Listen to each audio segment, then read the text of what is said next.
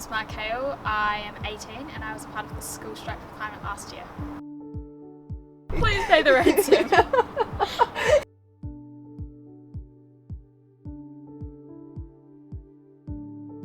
School strikes are really important because they show the power of youth in today's society.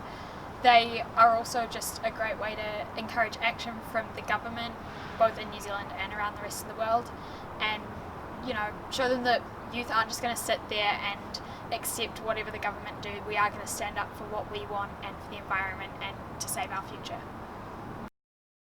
I was motivated to get involved with the strike. I just had a friend message me and she was like, hey, there's going to be some poster painting for this strike thing that's coming up if you want to come along and help.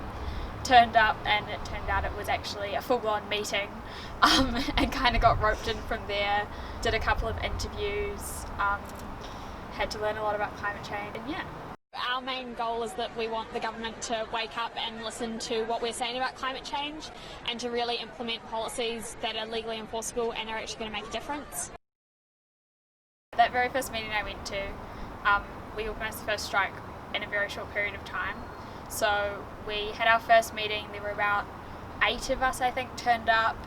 We kind of organised, we're planning this strike, we had absolutely no clue what we were doing. I think one person who was at that meeting had been to a protest before. The rest of us had never even been to a protest, let alone organised one. We had 3 weeks till the date that we'd set, and we'd already made a Facebook event and things before even planning anything. It was very rushed. We had like 4 meetings every week. We're out till ridiculous hours of the night putting up posters and trying to sort things out, and then turned up on the day and managed to have over 5,000 people show up. So that was pretty incredible.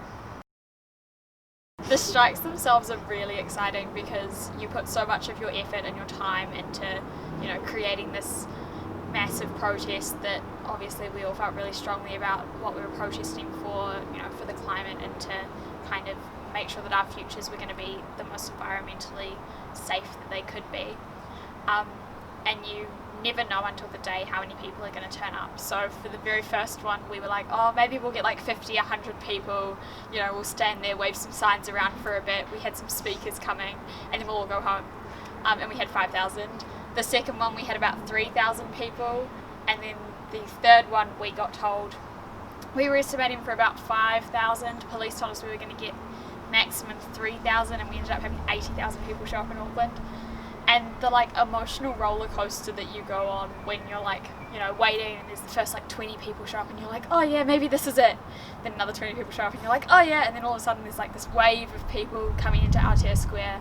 You watch the square slowly fill up from the stage. Everyone's kind of almost in tears because they're so happy, but also stressed, running around trying to sort out, who's speaking and where the microphones are, and make sure that the right people are talking to the media.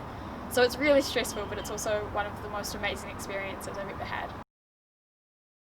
Some of the most difficult things I think with the strike was, that we had to do school and try and get through. I was doing NCA level 3, which isn't super easy, but also trying to juggle the strike, which was practically a full-time job. I missed so much school just for strike, whether I was organising events or going to media interviews, because media have no concept of the fact that school goes from 8 in the morning till 3 p.m. in the afternoon. They would be like, hey, can we interview you at 1 p.m? And I wasn't aware at the time that I could just say, no, can we shift the interview? So I just skipped school. So it was really hard trying to juggle that, trying to juggle teachers who didn't necessarily agree with what I was doing. I was in quite a public role as someone who did a lot of media, so all of my teachers knew what I was doing, why I wasn't at school. Some of them were really supportive, some of them not so much. So it was interesting trying to juggle that and family relations as well, because my family didn't necessarily all agree with what I was doing.